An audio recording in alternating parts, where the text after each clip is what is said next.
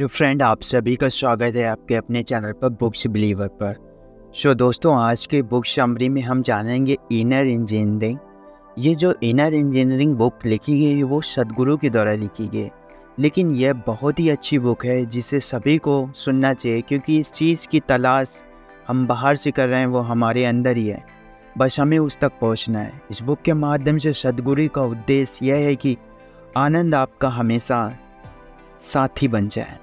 इसे एक वास्तविकता बनाने के लिए बुक आपको कोई उपदेश नहीं बल्कि एक विज्ञान भेंट करती है, कोई शिक्षा नहीं बल्कि एक तकनीकी भेंट करती है, कोई नियम नहीं बल्कि एक मार्ग भेंट करती है। तो उस विज्ञान को खोज करने और उस तकनीकी के ऊपर काम करने के रास्ते पर चलने का समय आ गया है। तो अगर आप चैनल पे पहली बार आए हो तो चैनल को सब्सक्राइब कर लेना और बेल आइकन को प्रेस कर लेना, जिससे आने वाली हर वीडियो की नोटिफिकेशन आपको टाइम पे मिल सके। So let's get start. हर मुश्किल का हल आपके अंदर ही है। आपने अब तक अपनी ज़िंदगी में जो कुछ भी किया उन सब का बस एक ही मकसद रहा है, चाहे अपने कैरियर को बनाना चाहो, कोई कारोबार शुरू किया हो, पैसे कमाए या फिर परिवार का भरण पोषण किया। ये सब आपने इसलिए किया क्योंकि आप बस एक साधारण सी चीज़ चाहते हैं, वो है खुशी। लेकिन इस दौरान कहीं ना कहीं आपका जीवन भी कठिन हो गया। अगर आप इस धरती पर किसी दूसरे जीव के रूप में पैदा हुए होते तो सब कुछ आसान होता। आपकी ज़रूरतें सिर्फ शारीरिक होती।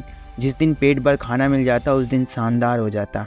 अपने कुत्ते या बिल्ली पर गौर कीजिए, जैसे ही उनका पेट भर जाता है वो शांत हो जाते हैं। आप एक सुपरमार्केट जाकर कुछ भी खरीद सकते हैं, ऑनलाइन घर मंगा सकते हैं। मानव इतिहास में ऐसा पहले कभी भी पॉसिबल नहीं था। हम इस धरती पर रहने वाले अब तक के सबसे सुविधा प्राप्त पीढ़ी हैं। मगर दुख की बात यह है कि हम निश्चित समय, निश्चित रूप और सबसे अधिक आनंदित, यह सबसे ज़्यादा प्रेमपूर्ण, यह सबसे ज़्यादा शांतिपूर्ण पीढ़ी नहीं है। ऐसा क्यों? हमने बाहर के वातावरण को तो व्यवस्थित करने में पूरी कोशिश की। अगर हम इसे ज़्यादा व्यवस्थित करते हैं तो धरती ही नहीं बचेगी। फिर भी आज हम उतने खुश नहीं हैं जितने 1000 साल पहले हमारे पूर्वज थे। आपके और आपकी खुशहाली के बीच एक ही रुकावट है, वो है कि आप अपने विचारों और भावनाओं को भीतर से निर्देश लेने के बजाय बाहर से निर्देश लेने दिया। बाहर निकलने का तरीका बस ये अपनी दिशा को बहुत ही आसान सा चेंज करना है। आपको यह एहसास करने की ज़रूरत है कि आपके अनुभव का स्रोत और आधार दोनों आपके अंदर है। मानवीय अनुभव और बाहरी स्थितियों से उत्साह या प्रेरित किए जा सकते हैं, लेकिन इसका स्रोत अंदर है। पीड़ा या सुख, कलेश या आनंद, संताप या परमानंद, ये सिर्फ आपके अंदर घटित होते हैं। इंसान की नादानी यह है कि लोग हमेशा खुशी को बाहर से हासिल करने की कोशिश करते हैं। इस समय आप ये बुक समरी सुन रहे हैं ना, क्या आपको लगता है कि इसकी छवि आपके बाहर है? फिर भी सोचिए, आपको पता है कि कवि का निर्माण किस प्रकार होता है? दरअसल रोशनी पर गिरता है, फिर परिवर्तित होकर आपकी आंखों की पुतली तक पहुंचता है और आपके रेटिना पर उल्टा प्रतिबिंब बनाती है।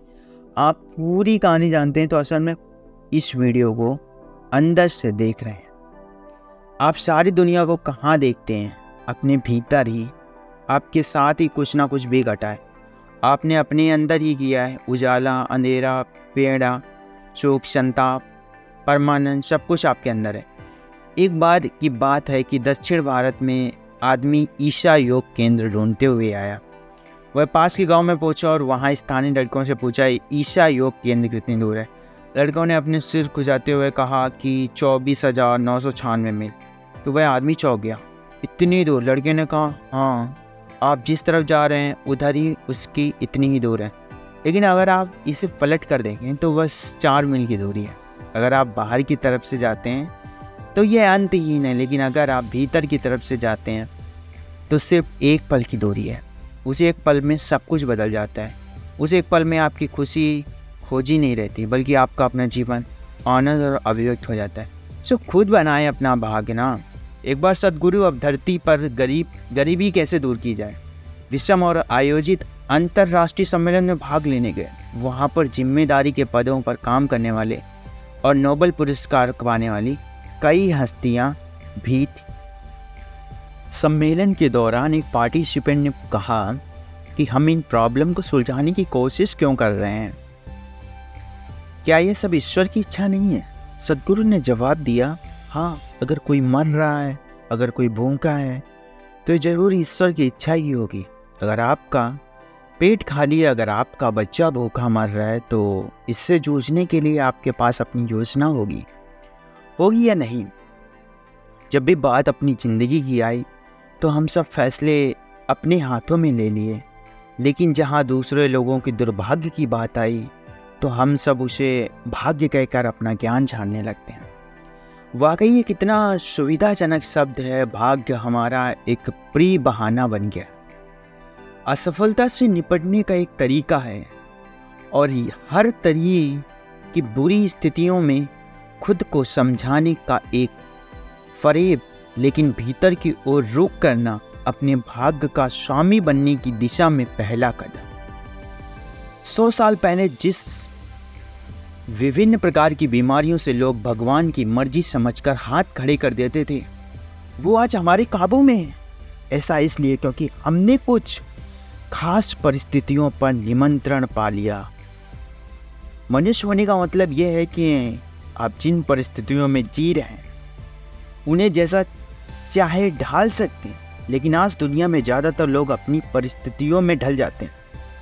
ऐसा सिर्फ इसलिए है क्योंकि उनके सामने जो हालात आते हैं वो उनकी प्रतिक्रिया में जीवन बिता देते हैं। अब एक लाजमी सवाल उठता है, मैं ऐसे हालात में क्यों हूँ?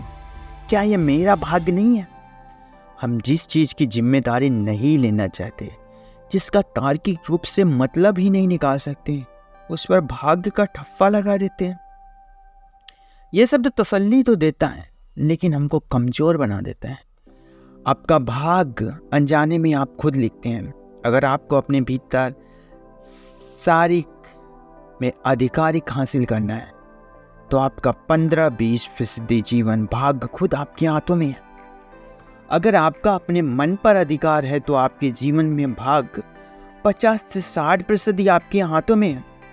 और अगर आपकी जीवन और ऊर्जाओं का अधिकार है तो आपका भाग्य, आपका जीवन आपके हाथों।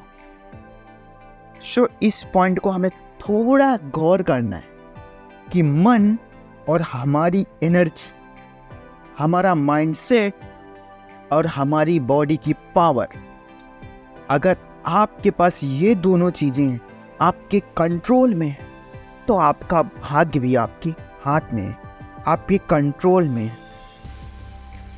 बिकॉज एक दिन शंकरन पिल्लई अपने दोस्तों के साथ खुद शराब पीने लगे और सोचा कि एक पैक पीकर 8 बजे तक घर पहुंच जाऊंगा, लेकिन एक पैक पीते ही पता ही नहीं चला कब 2 बज गए।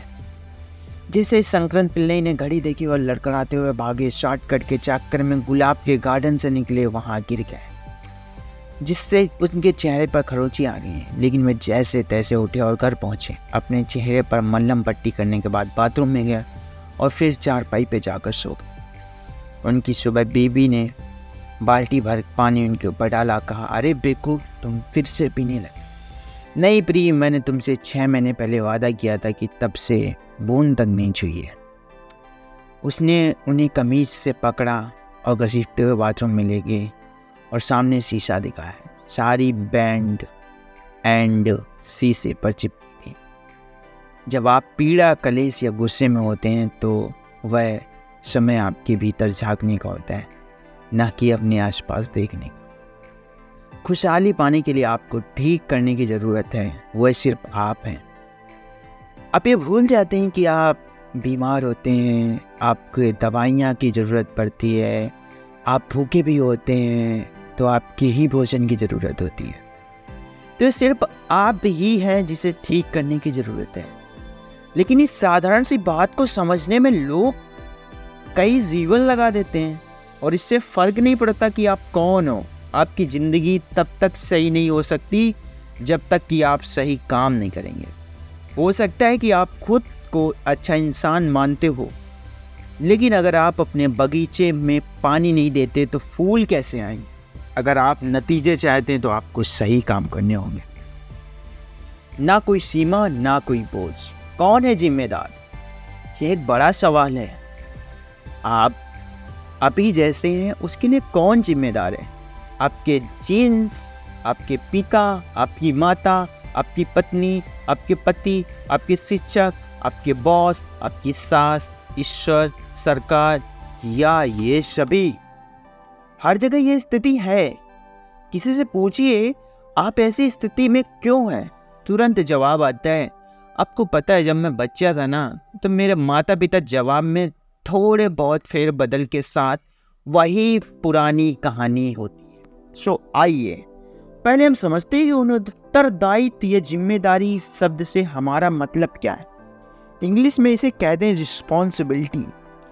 रिस्पॉन्सिबिलिटी यानी कि रिस्पॉन्ड करने की एबिलिटी, हिंदी में कहेंगे उत्तर देने की क्षमता। जिम्मेदारी का मतलब बस आपकी रिस्पॉन्ड करने की क्षमता से है। अगर आप तय करते हैं कि मैं जिम्मेदार हूँ, मैं आपके रिस्पॉन्स की काबिलियत होगी। अगर आप तय कर लेंगे कि मैं जिम्मेदार नहीं हूँ तो अपने रिस्पॉन्स करने की काबिलियत नहीं है। यह इतनी सी बात है कि इसके लिए आपको बस इतना एहसास करना है कि आप जो कुछ हैं और जो नहीं है, जो कुछ आपके साथ हो सकता है और जो नहीं हो सकता, उसके लिए जिम्मेदार आप हैं। इंसान हमेशा शिकायतें करता रहता है और रोता रहता है, उसके साथ बहुत बुरा हुआ, जीवन में भयानक चीज़ों के बारे में बातें बताते हैं। हो सकता है कि यह सब सच है। अगर आपके साथ बहुत बुरी चीज़ें हुई तो आपकी समझदारी बढ़नी चाहिए, लेकिन और अधिक समझदार के बजाय ज़्यादातर लोग आहत हो जाते हैं। अगर आप ये स्वीकार कर लेंगे मैं अभी जैसा हूँ उसके लिए मैं खुद जिम्मेदार हूँ, तो भयानक से भयानक चीज़ें आपके जीवन को समृद्ध बना सकते हैं। बड़ी से बड़ी विपत्ति आपके जीवन की विकास का जरिया बना सकते हैं। आप सभी जैसे होंगे अगर उसकी 100% जिम्मेदारी स्वीकार करते हैं तो बेहतर कल आपके लिए संभावना हो सकती है। लेकिन अगर आप वर्तमान की जिम्मेदारी नहीं लेते हैं तो आपकी परिस्थिति, आपके माता पिता, आपके दोस्त, आपकी प्रेमिका, सहकर्मी को दोषी मानते हैं तो आप अपने भविष्य और उसके आने वाले पहले को गंवा चुके हैं। एक बार जब आप इंसान सी बात के प्रति जागरूक हो जाते हैं, हमारी रिस्पॉन्स करने की क्षमता असीमित है, तो अचानक जीवन के भीतर खुद को बिल्कुल अलग से पुनर्गठित कर लेते हैं। आप अपने भीतर अधिक से अधिक आज़ादी महसूस करने लगते हैं। जीवन जब अपनी खोज में शानदार, भयानक, आनंददायक बन जाता है तो उसे चाहिए साधना। आप जो पढ़ रहे हैं उस पर यूं ही विश्वास मत कर लीजिए। कोई चीज़ सच है या झूठ, इसका पता लगाने का तरीका है उसे प्रयोग में लाना। योग्य का मार्ग का प्रयोग करने से, इसे शुरू करने से व्यवहारिक तरीके यहाँ दिए जा सकते हैं। ओके, सो जब आप अगली बार भोजन करें तो 15 मिनट पहले आप किसी से बात मत कीजिए। जो आप भोजन खा रहे हैं, जिस हवा में आप सांस ले रहे हैं, जिस पानी को आप पी रहे हैं, बस उसके प्रति सक्रिय, सचेतन रूप से रिस्पॉन्स करने के भाव में रहिए। जैसा कि मैंने पहले कहा कि आपका पूरा शरीर वैसे रिस्पॉन्स कर रहा है, आप बस इसके प्रति जागरूक हो जाइए। यह सेब, यह गाजर, यह रोटी का टुकड़ा, इन्हें हल्के में मत लीजिए। अगर आप 2 दिन तक कुछ नहीं खाते ना तो आप ईश्वर के बारे में नहीं सोचेंगे, आप सिर्फ भोजन के बारे में सोचेंगे। यह भोजन ही है जो आपका पोषण दे रहा है, अभी आपके जीवन को बना रहा है। आपके शरीर में सार तत्व यही है। तो ये भोजन को पूरी तरह, पूरे ध्यान से जवाब दीजिए। ये फल, ये अंडा, ये रोटी, ये सब्जी, ये सब अपने अपने जीवन का हिस्सा है, लेकिन वे आपका हिस्सा बन जाने को तैयार है। क्या आप किसी दूसरे के लिए ऐसा करने के लिए तैयार हैं? क्या आप अपनी पहचान गंवाने और दूसरे को समाकर एक हो जाने को तैयार हैं? यहाँ तक कि आप दूसरों की छोटी उंगलियां तक समर्पित करने को तैयार हैं। आमतौर पर जब आपको कोई ज़रूरत होती है तो आप पल भर के लिए थोड़ा सा समर्पण करते हैं। आपके प्रेम संबंध बड़े सुनियोजित समर्पण का न जीता। लेकिन भोजन जो खुद में एक जीवन है, आपका हिस्सा है, बनने के लिए खुद की पूरी तरह से वरदान कर रहा है। बाद में इस वाक्य को जोर से बिना बोले इस सरल पर विचार कीजिए कि मेरी जिम्मेदारी असीमित है। अगर मैं इच्छुक हूँ तो मैं हर चीज़ के लिए रिस्पॉन्स कर सकता। तो इस बात के प्रति नींद आ जाने का जागरूक है। आँख खुलने से पहले यह बात रखें और अभी हो। आधुनिक विज्ञान हमें यह बताता है कि पूरा अस्तित्व बस एक ऊर्जा है। खुद को अलग तरीके से, अलग रूपों से अभिव्यक्त करना, इसका मतलब है कि वही ऊर्जा यहाँ एक चट्टान की तरीके रखी सकती है। वह मिट्टी की तरह पड़ी हो सकती है, एक पेड़ की तरह खड़ी हो सकती है, एक कुत्ते की तरह दौड़ सकती है, या आपको तरह यहाँ पोस्ट पढ़ सकती है। ये वास्तव में आपके अंदर ऊर्जा का अंश है जो ब्रह्मांड की विशाल ऊर्जा प्रणाली का हिस्सा है। यह ब्रह्मांड एक विशाल रचना है। आपका जीवन इससे स्वतंत्र नहीं है। इस दुनिया में बिना आपका अस्तित्व नहीं हो सकता, क्योंकि आप दोनों में हर पल बहुत गहरा लेन देन जारी रहता है। योग शरीर, मन और ऊर्जा स्तरों पर खुशहाली सुनिश्चित करने पर ज़्यादा गहरे स्तर पर काम करता है। योग का शाब्दिक अर्थ है मेल। जब आप योग में होते हैं तो इसका मतलब है कि आपके अनुभव में सब कुछ एक हो गया। योग विज्ञान हमें बताता है कि असल में 5 परतों या तहों के सीधे शरीरों में बने रहें। यह हमें वास्तविकता के स्थूल और सूक्ष्म स्तरों पर विश्वास करना जरूरी नहीं, लेकिन हम खोज शुरू करने के लिए उपयोगी जगह है। हालांकि अपने काम को बुनियादी क्षेत्र में केवल वास्तविकताएं जिनके बारे में आप जागरूक हैं। पहली, अगर आप योग और विज्ञान हमारा ध्यान खींचता है तो अत्रमय कोश या भौतिक या स्थूल शरीर है। इसे अन्य शरीर कह सकते हैं। आप जिसे शरीर कहते हैं बस एक भोजन जमा किया हुआ ढेर है। आपने सालों में भोजन और पोषण से प्राप्त किया तब उसी का नतीजा इसी कारण यह नाम पड़ा है दूसरी परत, मनोमय कोश, मानसिक काया। दिमाग जो कुछ होता है वह शरीर में होने वाली चीज़ों को असर डालता है। ऐसा इसलिए क्योंकि जिसे आप दिमाग कहते हैं वो केवल मस्तिष्क ही नहीं है।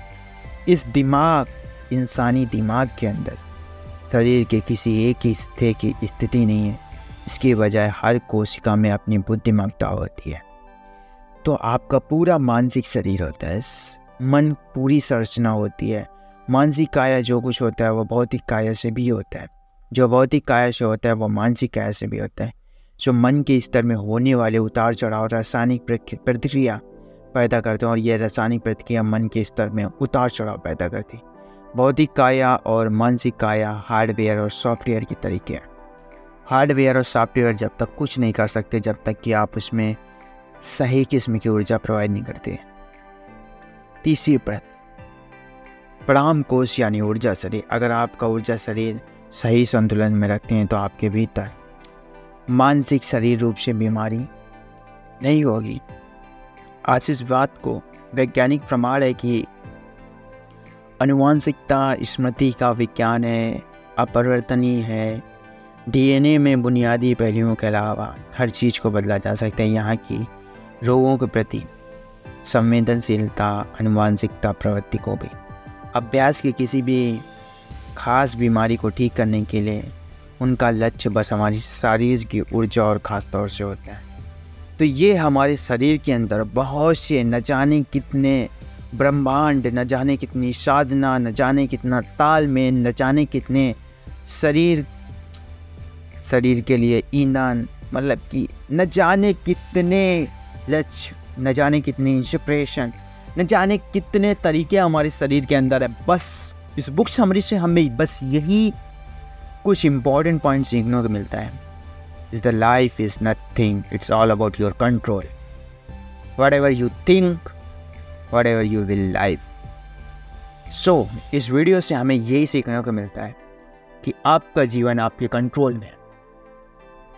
आपकी बॉडी, आपका भविष्य, आपका पास्ट और आपका present, it's all about you, how you will deal. अगर आप भूखे मर रहे, अगर आप कुछ नहीं कर पा रहे, that's mean you need to work on that yourself. I hope so guys, this video will be very inspiring. If you like this video, you want to that the second episode of this book summary, make sure you subscribe this channel and share on your thoughts and comments. So I will let you know the next video. So thank you so much for watching this video. See you soon. Signing off.